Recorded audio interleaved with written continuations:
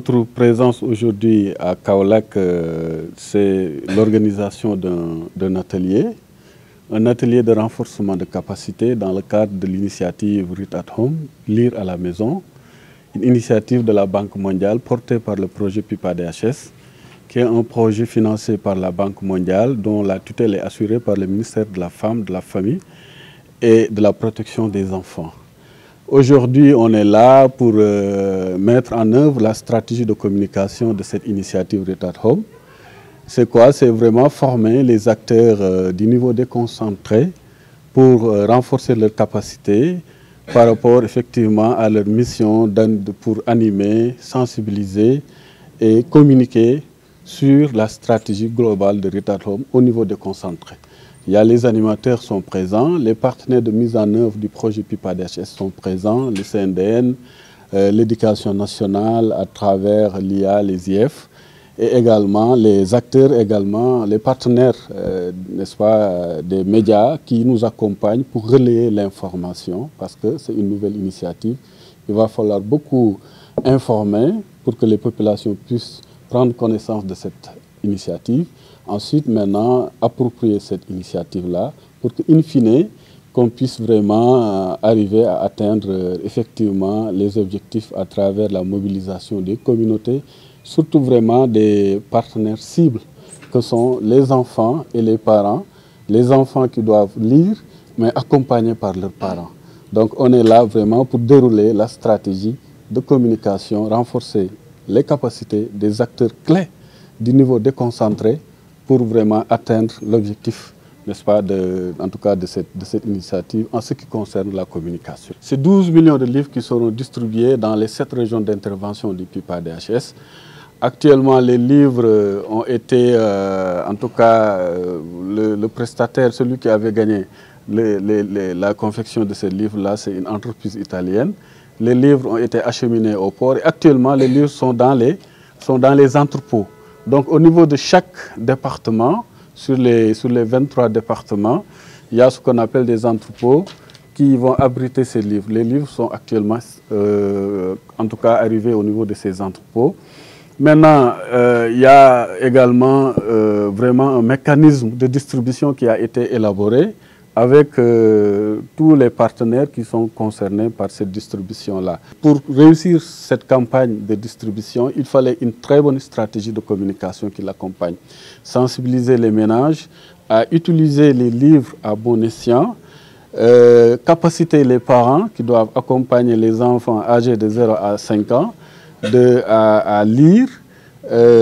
Tout cela, je crois que tout ce dispositif-là a été déjà mis en place. Et que maintenant, par rapport à l'accompagnement pour la communication, qui est central, qui permettra à cette initiative d'atteindre ses objectifs. Le projet, n'est-ce pas, actuellement a contractualisé avec vraiment des associations de grandes ONG qui ont un ancrage communautaire et également qui maîtrisent ces réalités socio-culturelles pour faire ce qu'on appelle de l'éducation parentale. Donc là aussi, ça va nous permettre de tenir en compte les réalités socio-culturelles au niveau de chaque réalité, parce que ce sont des ONG qui habitent ces localités-là, qui maîtrisent et connaissent les réalités socio-culturelles et qui peuvent parler à ces communautés. Donc, en plus de ça, nous, dans notre stratégie de communication, nous développons ce qu'on appelle un mix. Nous prenons en compte tous ces aspects-là. Donc, pour que véritablement, vous voyez, il y a les animateurs qui viennent de ces localités, qui seront nos vecteurs d'information et de communication, qui habitent ces localités-là, qui peuvent parler ces communautés. Donc, je crois que le projet a pris en compte, n'est-ce pas, cette dimension essentielle pour pouvoir vraiment réussir, en tout cas, cette campagne de distribution. Des livres en français qui sont traduits dans 8 langues, n'est-ce pas? Et il y a même des livres en arabe, pour dire que nous avons ratissé très large. Dans la zone, les langues les plus parlées, nous allons utiliser ces langues. Et dans la communication également, les langues qui sont utilisées au niveau de chaque localité, c'est cette langue-là qui sera utilisée pour pouvoir effectivement faire passer les messages. C'est des livres de contes pour les enfants, parce que ces livres-là ont été conçus par des spécialistes en neurosciences. des spécialistes qui s'y connaissent et qui travaillent sur la psychologie et le développement cognitif de l'enfant. Cette région, 23 départements et toutes les radios communautaires, les majoritairement, en tout cas les plus importantes, ont été ciblées. Parce que dans la stratégie de Read at Home, de Lisons à la maison, qui est un projet qui va au cœur des communautés, qui demande un changement de comportement et de mentalité qui est très difficile et complexe, les radios communautaires sont un partenaire clé et majeur dans cette dynamique de changement, de changement de comportement, parce qu'ils sont des relais au cœur des communautés, parce que ce sont des vecteurs de changement pour les populations. Nous ne sommes que des partenaires et acteurs de terrain qui sont là pour dérouler une dynamique qui est déjà en marche. Et cette dynamique est inclusive et participative. Donc évidemment, nous sommes là pour exécuter ce qui est donné comme, disons, directive et de la part de l'unité de gestion du PIPA-DHS, qui aussi représente donc le ministère de la Famille, de la Femme et de la Protection de l'Enfance, mais aussi des acteurs de terrain. C'est pour cela que nous sommes ici à Kaolack.